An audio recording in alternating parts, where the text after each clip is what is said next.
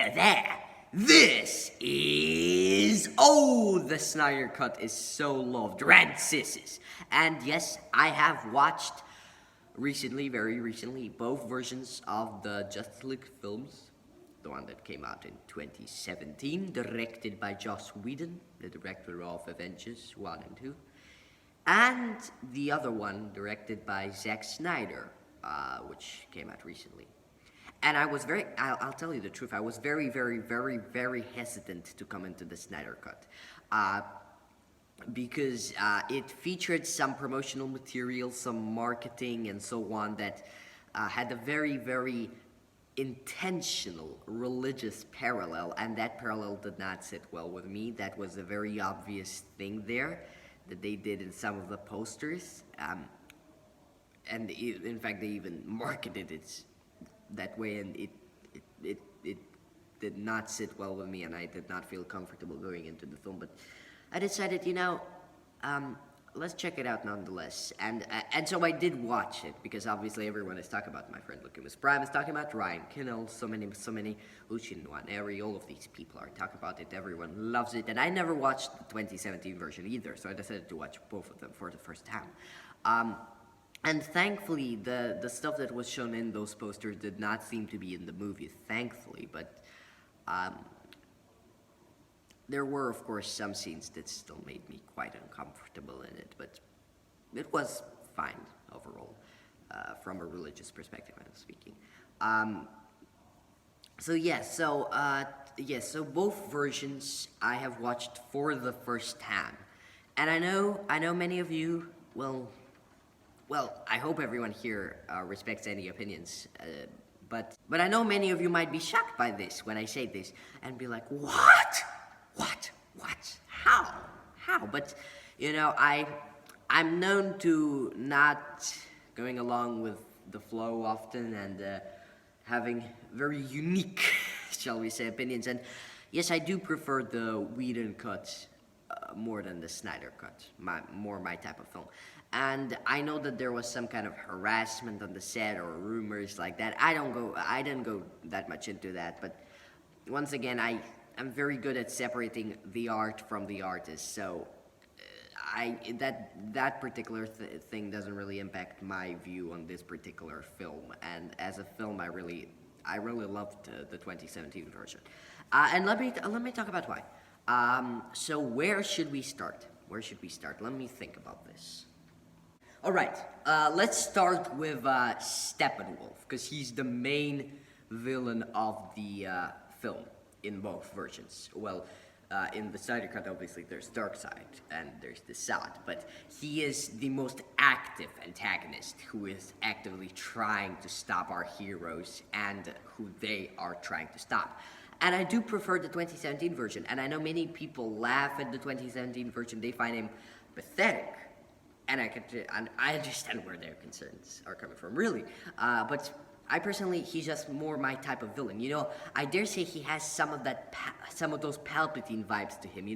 He's kind of more subtle. He's more subtle. And obviously, he does have moments where he screams like, "Where is my mother box?" But then but I prefer those moments where he's like, "Why does everybody keep telling me that?" And he's more subtle, and he's more quiet. Whereas with the new one, he's always very angry. He's always very monstrous, very rough around the edges, And I understand why that's intentional, yes, but that's not the kind of villain that I myself like too much. So he kind of is... The Snyder Cut version isn't my type of style, But yes, so I actually, and I was very sad that they replaced the line, "Why does everybody keep telling me that?" Because I actually really enjoyed that line. Because to me, I find it funny. I know many don't. That's actually, obviously many people have problems with sorry I didn't bring a sword, and I have problems with this too. I don't find those funny, but this one I actually do.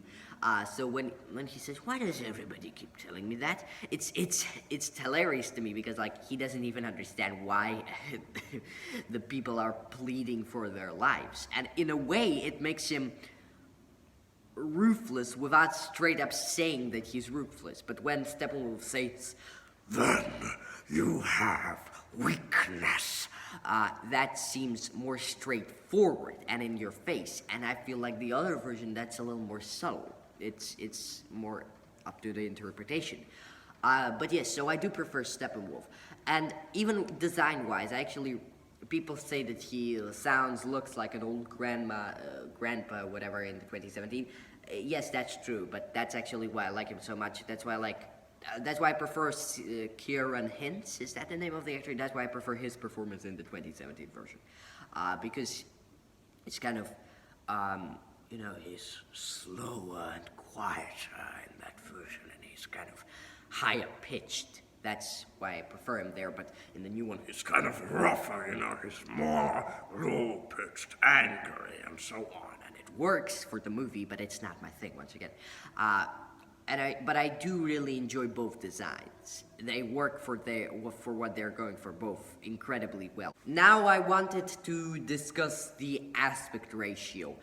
And actually, the aspect ratio in both films, I don't particularly enjoy.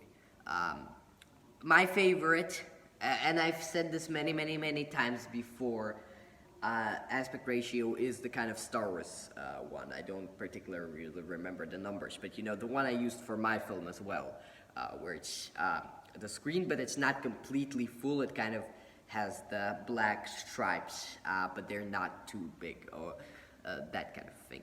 I really like it because, especially when watching something on a TV, when it's full screen, it feels too big for me, and it feels like I'm not catching all the detail just because it's so on me. Whereas with something like Zack Snyder's, where it's like this, it's more vertical, and these parts are cut out, it feels like there's something. I find it a little unsettling about it. I just don't know. I got used to it over watching the movie, but it's still not my favorite. That's why I like this one so much. It just feels very... I don't know, maybe it's something about me really liking the panoramic view, the long pieces of cardboard or whatever. But I really do enjoy that particular one, and so I don't like any particular aspect ratio of both the films, but I got used to them. The Amazon sequence is actually my favorite sequence. I just don't know, I really, really like something about how we follow all of these characters, and there are so many long shots going from one point to another. I love those shots. I really enjoy them when it pans from here to here to here to here, and how we follow this one group, and then it goes to this group, and then it goes to this group, and the thread is always there, and it just, all of the movements, all of the colors, everything was just so very nice, and I really loved the Amazon sequence when they're trying to take the mother box away from Steppenwolf, which he ultimately, unfortunately, succeeds in. And then I wanted the Atlantis sequence. I actually definitely prefer in the Zack Snyder version. That I definitely prefer. And I also really love the additional scenes they added of them dragging them out of the water and then putting the little spider, remind me of the Transformers one that Megatron has, the little doctor guy,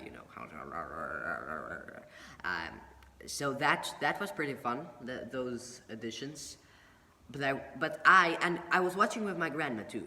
Maybe I'll put our thoughts after this. I'll consider it if I don't forget. But the Russian family being removed was very upsetting in the Snyder Cut, because actually, and I've talked about this before, but I don't find Russian stereotypes very offensive. No, I find them very funny most of the time, unless they're actually trying to suggest, strongly imply that we have something wrong with us or something like that. But the Russian family with the rifle, that was actually pretty funny. In fact, it may actually be funnier than the Russian stereotypes in the episode of Timon and Pumbaa Rush Hour, which, by the way, I reacted to on this very channel. Here is the video. Click on it, please. Thank you. So I really, and even them being there, it added a lot more to the fight, apart from just our heroes being there. Because now we have other characters to pay our attention to, who we can focus on, and they were pretty fun, and their sequences were actually pretty good. And Now, I did prefer the finale definitely in the Joss Whedon version because, first of all, I prefer the red sky. I don't like red as a color that much, and it was so very, very overused there. But I definitely prefer it to the grimmer kind of colors that Mr. Snyder has in his version. I, I definitely, in fact, let's talk about the colors quickly because I do want to say that I'm more of a color guy. That's why I love Wonder Woman 1984 so much. Not just because of that, but because it's so bright. You know, you look at those vibrant blues, those yellows, those greens, and all of them so colorful. So when with Joss Whedon, I actually like it much more because I I really love it when something is overcolored and far more colorful than it is in real life. You look at my movie, everything in there, the grass in the sequences with the grass and the outside, I made it super bright, super colored. I specifically enhanced the color because I just love when the world is much more colorful in films, which is why I like Joss Whedon's colors more personally. But yeah, so I preferred that over the finale in Zack Snyder's version. If there's actually one complaint that many fans seem to have about Steppenwolf's defeat that I don't quite understand, it's that Steppenwolf is defeated by his minions, his parademons, I believe is what they called. As well as my grandma, we just call them flies, we just call them mosquitoes, whatever.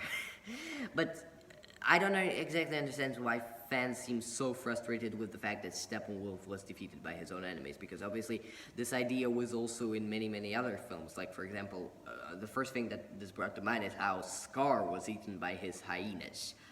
I actually enjoyed the idea. Obviously, I think the main complaint that fans seem to have is the fact that, he has suddenly fear and they jump on him. But I just interpreted it that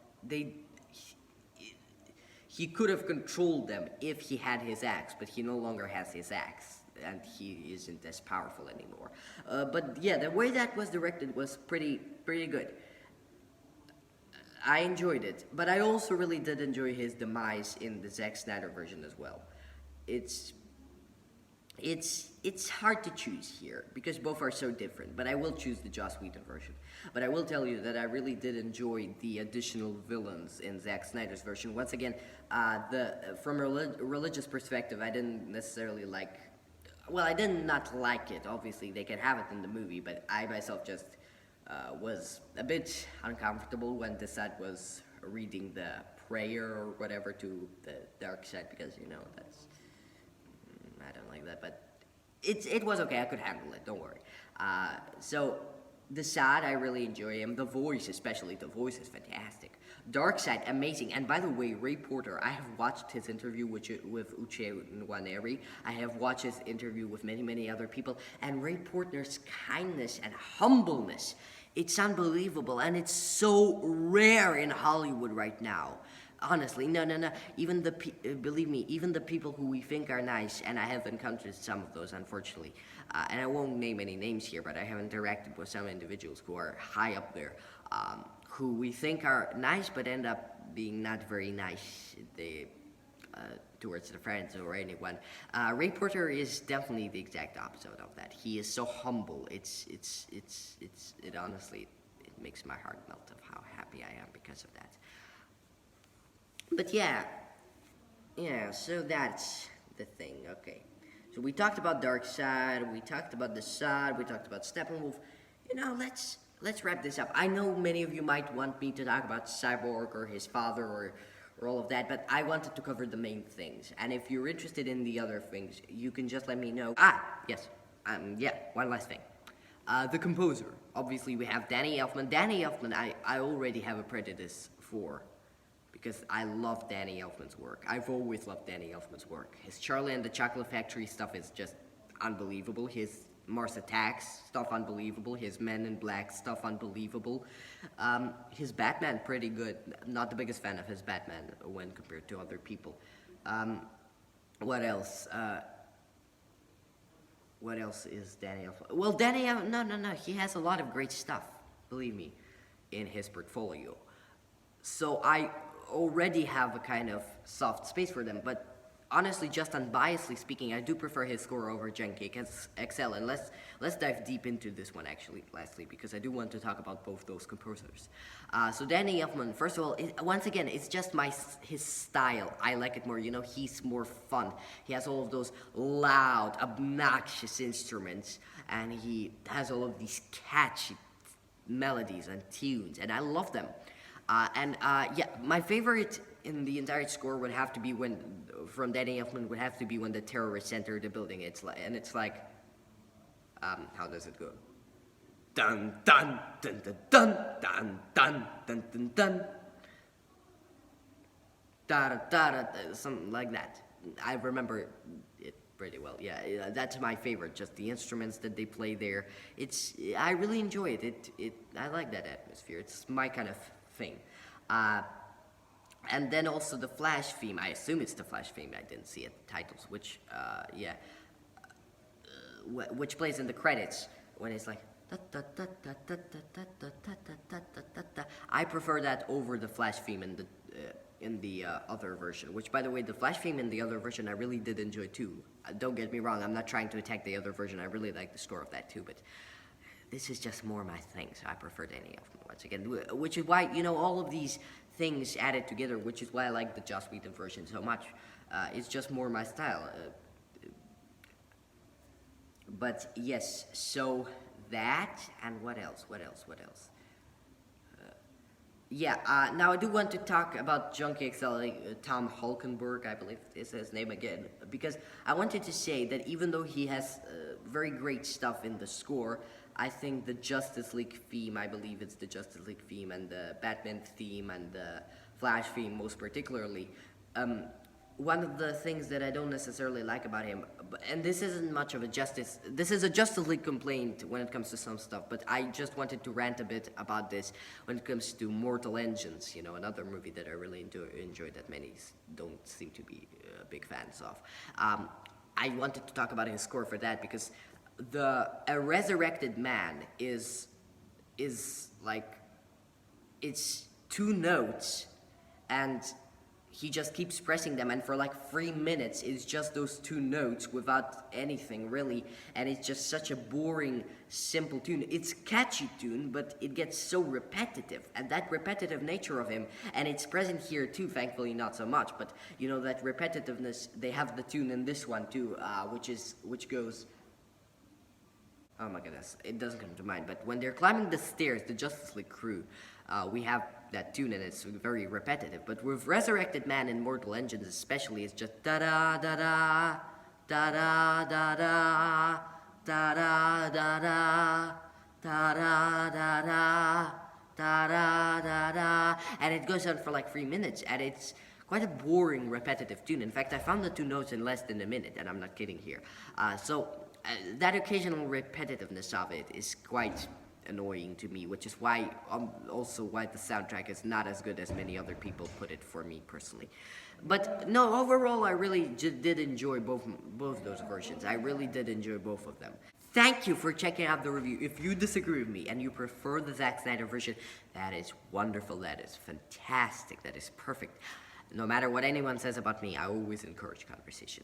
I love conversation. Communication is the key to the world, and so often it's lost in our barbaric society nowadays. So many people tend to jump to conclusions without listening to the other side. I oppose all of that.